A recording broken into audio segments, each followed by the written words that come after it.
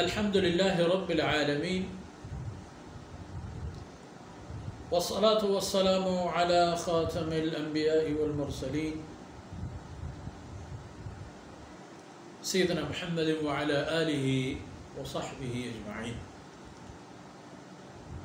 أعوذ بالله من الشيطان الرجيم. والأرض بعد ذلك دحاها أخرج منها ماءها ومرعاها والجبال أرساها متاعا لكم ولأنعامكم. سبحانك لا علم لنا إلا ما علمتنا إنك أنت العليم الحكيم. رب اشرح لي صدري ويسر لي أمري واحلل عقدة من لساني يفقه قولي واجعل لي وزيرا من أهلي رب زدني علما وارزقني فهما. ثم أما بعد. گرامی قدر بھائیوں بہنوں اور بچوں، وہ اب بات آ گئی اور ہو گئی. اغطش لیلہا واخرج ضحاہا. یہ کائنات بنا دی اللہ نے، زمین بنا دی، یہ اجرام فلکیہ، یہ نظام شمسی، اس کی خاصیتیں بھی متعین فرما دیے. رات کو تاریک کر دی اور تاریکی کے بعد روشنی لا کر کے دن کر دیا. اخرج ضحاہا. پھر اللہ رب العزت نے تاریکی سے اس کرۂ ارضی کی روشنی کا بھی انتظام فرمایا. اور اس کے بعد والارض بعد ذلك دحاها. اور ان امور کے بعد، ان معاملات طے فرمانے کے بعد زمین پر متوجہ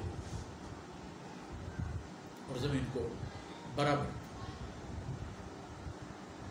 یعنی برابر اس حوالے پر کہ ایک متوازن لیول جس میں اگر اونچ نیچ ہو تو زمین کے اندر ہو. ظاہر ایک ہے، آپ جا رہے ہیں، اچانک سامنے سے ایک درہ نظر آئے گا، ایک اتنا کشادہ قسم کی ایک خلا نظر آئے گا جس سے دریا بھی بہہ سکتا ہے. آپ نے دیکھا وہ جو بڑے بڑے ندیاں، جو دریائے سندھ، دریائے فلان، دریائے فلان، لیکن بظاہر یکساں ہے زمین. اللہ رب العزت نے زمین کو بود و باش کی جگہ قرار دی. اس کی فضا، ہوا اور موسم وغیرہ اسی ترتیب سے بنائے کہ جو مخلوقات اللہ رب العزت زمین پر بسانا چاہتے ہیں اس مخلوق کو یہاں بسنے میں آسانی، اس کی روزی روٹی، اس کی خوراک، اس کے لیے پانی اور دیگر ضروریات زندگی فراہم کرتا. والارض بعد ذلك دحاہا. اور زمین کو مسطح اور ایک لیول کرنے کا معنی یہ بھی ہے کہ آسانی کے ساتھ آپ زمین کے اس حصے سے دوسرے میں جا سکتے ہیں. اور یہ ایسا بھی ہے کہ آپ اس کے لیے چاہیں تو ایسی جگہ بھی ہیں جہاں آرام سے سو جائیں. پتریلی زمینیں بھی ہیں اور شیشے جیسے پہاڑیاں جن پر ناخن بھی نہیں چپک سکتا، یہ سب بنا دیا. اور مزے کی بات یہ ہے کہ زمین کو اللہ رب العزت نے اوپر کے حصے میں مالا مال فرمایا، بھر دیا، اور اس کے اندر کیا ہے سبحان اللہ. زمانے کے گزر کے ساتھ ساتھ زمین کے اندرونی جو حالات اور کیفیات ہیں اور زمین کے اندر کیا ہے اور کیا نہیں ہے وہ بھی انسان کے ہاتھ میں آ رہے ہیں، نکال رہے ہیں انسان کو. تیل کی صورت میں، گیس کی صورت میں، معادن کی صورت میں، دھاتوں کی صورت میں انسان نکال رہا ہے، بیچ رہا ہے، استعمال کر رہا ہے۔ اللہ کی شاہکار ہے والارض بعد ذلك دحاها، اور پھر اخرج منها ماءها، اس زمین سے اللہ نے زمین کا پانی نکال دیا، کیونکہ جو زمین پر چلتا ہے انسان کی صورت میں یا دیگر مخلوقات کی صورت میں، ان سب کو اس کی ضرورت ہے، ہوا اور پانی، آکسیجن اور پانی۔